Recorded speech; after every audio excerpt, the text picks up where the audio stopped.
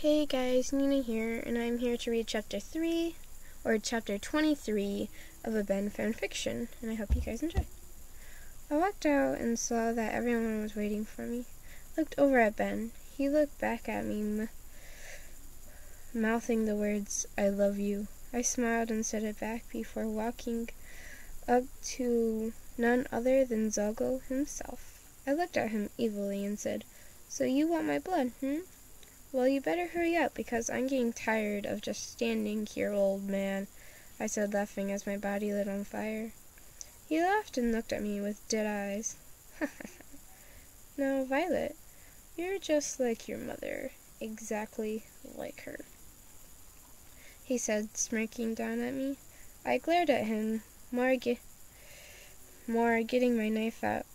"You can't defeat me, child. You can try, but you will not succeed," he said in a low and booming voice. My eyes started to bleed fast, dripping to my feet. I felt my eyes burn like they were being torn out of my head. "Shit!" I screamed, holding my face. Zago looked at me, stepping back. "No, this isn't possible," he whispered to himself. I looked at him, confused, holding one of my eyes. What's impossible?" I screamed. I looked at my arm, and the orange and red flames were now blue, and I had a tail? What the fuck? "It's Samantha," I heard Sally say in the background. Zago and Jane backed up a little bit while the thing called the rake groaned at me. I was so confused at this point, I didn't know what to expect. I looked over at Cinnamon, and he gave me a thumbs up and started to fill me in what was in my mind. Started to fill me in on what's happening in my mind. "Samantha has protected you for this day, and she knew you can do this. Violet, when you pricked your finger on the knife, you gained her powers, and the powers that you still don't know you have. Powers that Zago thought he took away from your mother before she passed. This is what was causing your headaches." I looked at him in disbelief, then back to myself. "Ready or not, don't text me." Okay. "Ready or not, here I come." That was really creepy. I shouted towards Zago with a crooked smile. He ran towards me, and my flames grew larger and larger by the minute. "Kick some ass, babe," I heard Ben shout in the background. "You can do this, baby girl," I heard a voice that sounded exactly like my mother's echoing through my head. "Mom?" I said out loud, looking around frantically. I saw Zago now, only a couple inches away from me, and started to come back into this horrible reality. He tried to stab me with a knife, trying to make any cut on my skin, probably to draw out some blood. But I was not going to let that happen. My new flames blocked every single hit he gave me, melting the knife. I drew my knife and slit him in the middle of his head, making him let out a loud, painful scream as black blood oozed out of his head. I looked over at the rest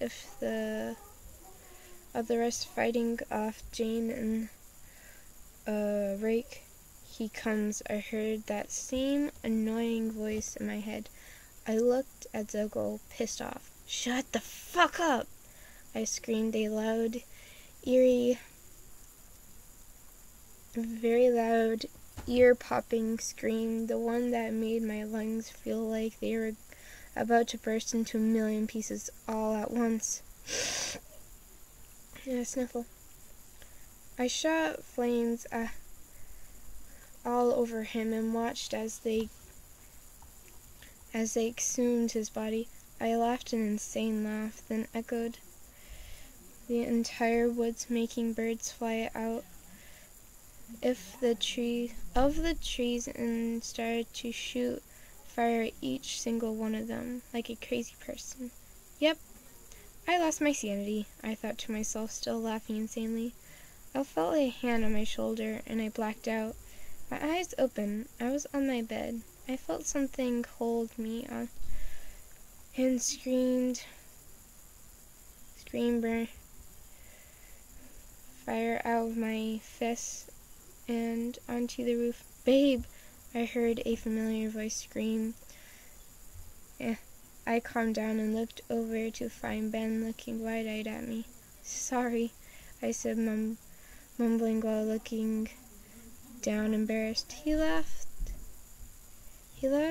that laugh I love so much, and I blushed. Congratulations, he said, pulling me into a hug. I hugged back, but was confused. For what? Where's Zalgo and Jane and the Ray? I was cut off by a kiss, then soon melted into it, but before I could wrap my arms around his neck, he pulled away. He chuckled and started to explain what happened after I blacked out. Turns out Zalgo went back to his own realm, and they took down Jane and the rake. But the thing that bothered me the most was I was now immortal. Wait, no.